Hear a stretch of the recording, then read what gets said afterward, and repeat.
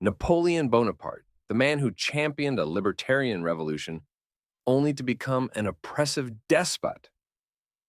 It all started when the starving French, tired of watching royalty get drunk on lust while they languished in misery, decided to make a small reform to the system, with light touches like tearing down the Bastille and separating a few royal heads from their corpses. Imagine the surprise of the neighboring monarchs when their beloved cousin, Louis XVI, was summarily beheaded. Extremely worried that freedom would spread like a deadly plague, they promptly invaded France to reestablish good old-fashioned tyranny. But then our controversial protagonist came on the scene, Napoleon Bonaparte, a young officer of average height, who didn't make up for his lack of vertical centimeters, with charm and likability.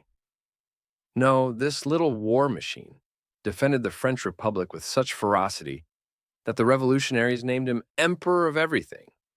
And what does a new autocratic ruler do to preserve the ideals of freedom that brought him to power?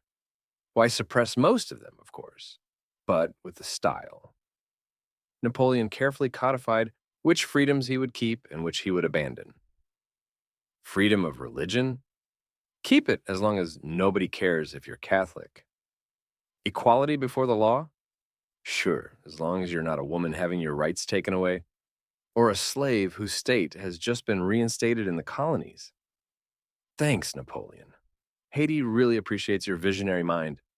But hey, at least the little walking cannon ensured that good liberal principles were spread throughout Europe during its endless imperialist wars of conquest.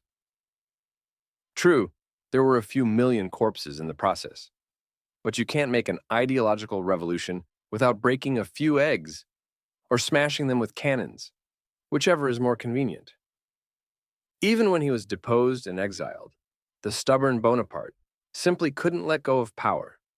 He escaped from prison and almost recovered his precious empire in a daring attempt, before finally being defeated for good when his miserable soldiers couldn't stand the Russian cold. However, even a titan like Napoleon eventually found his Waterloo.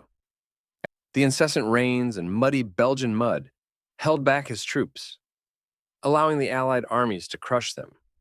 The once great conqueror was forced to abdicate once again, this time for good. So there you have it, Napoleon, the man who championed a popular revolution by establishing an absolute dictatorship and propagating liberal ideals through bloody war conquests. A great contradictory leader who left his mark on the European continent, whether for good or for depraved evil. This was another spicy history lesson from your friendly sarcastic historian. Don't forget to give it a like and subscribe to the channel. I need these inflated figures to convince corporate sponsors to fund my cynical and decadent lifestyle. See you next time.